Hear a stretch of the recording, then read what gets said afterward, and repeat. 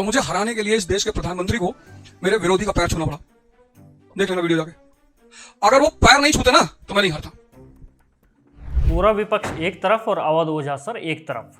हम भला यह क्यों कह रहे हैं, उसके लिए आपको यह वीडियो देखना पड़ेगा। मेरे विरोधी का 3 बार पैर छुआ प्राइम मिनिस्टर ने कि ये आदमी सदन में नहीं जाना चाहिए। वहां पहुंच गया तो बहुत बवाल काटेगा, ये इतना चिल्लाएगा अंदर बैठ के ये। फिर उसके बाद मैं दूसरे दिन जब लोगों से मिला तो मुझे एहसास हो गया कि लोग जो हार्डकोर मतलब अपोजिशन के लोग थे वो बेचारे उनका मन बदल गया कि अरे बताओ यार, प्रधानमंत्री की इज्जत का सवाल है यार। पार्टी के लोग जाके घर घर में कहने लगे ना, उन्होंने इज्जत दांव पे लगा दी। अब मैं एक ही शर्त पे जीता कि अमेरिका का प्रेसिडेंट मेरा पैर आके छू लेता 3 बार। बस एक ही ऑप्शन बचा था, उतनी तैयारी मैंने करनी रखी थी। मुझे हराने के लिए इस देश के प्रधानमंत्री को मेरे विरोधी का पैर छूना पड़ा। अगर वो पैर नहीं छूते तो मैं नहीं हारता। अपनी हार का ठीकरा ऐसे भी फोड़ा जा सकता था, ये तो खुद ओझा जी के कृष्णावतार केजरीवाल ने भी नहीं सोचा होगा।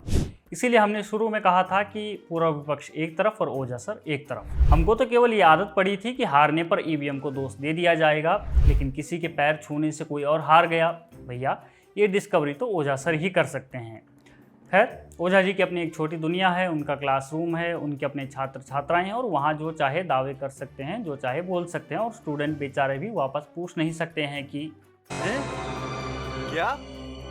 क्या बक रहे हो? दरअसल राजा का चूर्ण बेचने वाले ओझा सर अपनी हार या यूं कहें कि अपनी नाकामी छुपा नहीं पा रहे हैं, उसे सहन नहीं कर पा रहे हैं, इसलिए वो खुद को ऐसे प्रोजेक्ट करना चाह रहे हैं कि उनकी हार कोई सामान्य बात नहीं थी, बल्कि उसके पीछे बड़ी राजनीति और रणनीति थी। राजनीति और रणनीति क्या थी कि प्रधानमंत्री मोदी जैसे बड़े कद और पद के नेता को हस्तक्षेप करना पड़ा। आत्ममुग्धता का यह बेहतरीन नमूना है कि ओझा सर खुद को इतना खतरनाक या प्रभावशाली नेता मानते हैं कि उन्हें रोकने के लिए बड़े स्तर की साजिश हुई।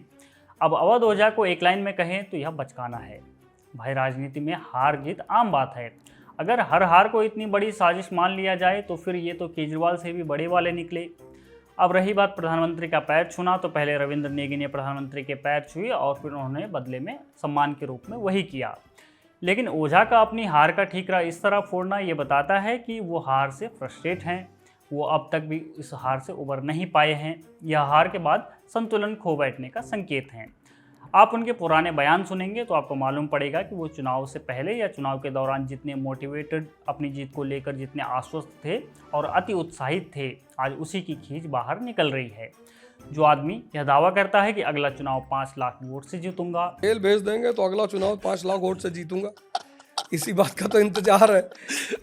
सत्ता के लिए लालायित आदमी यहाँ तक कह देता है कि केजरीवाल कृष्ण का अवतार है। अरविंद केजरीवाल जी निश्चित तौर पर भगवान है, मैं तो उनको कह ही चुका हूँ कृष्ण के अवतार हैं वो। अपने विरोधी को कमतर आंकना कि वो तो बस पार्षद है। मेरे साथ रामचरितमानस पढ़े, अगर मेरे साथ कोई एक कांड पढ़ डालेंगे तो मैं मान लूंगा वो हिंदुओं के नेता कुछ भी नहीं है, बस पार्षद है। आए उनसे जाइएगा, पूछिएगा कि कम से कम 10 चौपाई सुनाए रामचरितमानस की। खुद को ही प्रधानमंत्री की कुर्सी ऑफर करना और फिर खुद ही ठुकरा देना। अगर नरेंद्र मोदी जी कल मुझे कहते हैं कि यार मैं पद छोड़ रहा हूं, तुम प्राइम मिनिस्टर की शपथ ले लो, आओ, मेरा वैसे भी थोड़ा ज्यादा, अरे ज्यादा की बात ही नहीं है। अगर मुझसे कह दे कि मैं प्रधानमंत्री का पद दे रहा हूं, तब भी नहीं जाए। अब यह सब बयानबाजी और बकैती करने के बाद आदमी अगर हार जाए तो फिर यही बोलेगा कि अगर वो पैर नहीं छूते तो मैं नहीं हारता। खैर, ओझा जी को हमारी सलाह है कि आप इतिहास पढ़ाइए, वर्तमान में रहिए और भविष्य के लिए सोचिए, क्योंकि जनता यूपीएससी का पेपर नहीं बल्कि ग्राउंड रियलिटी का रिजल्ट देती है।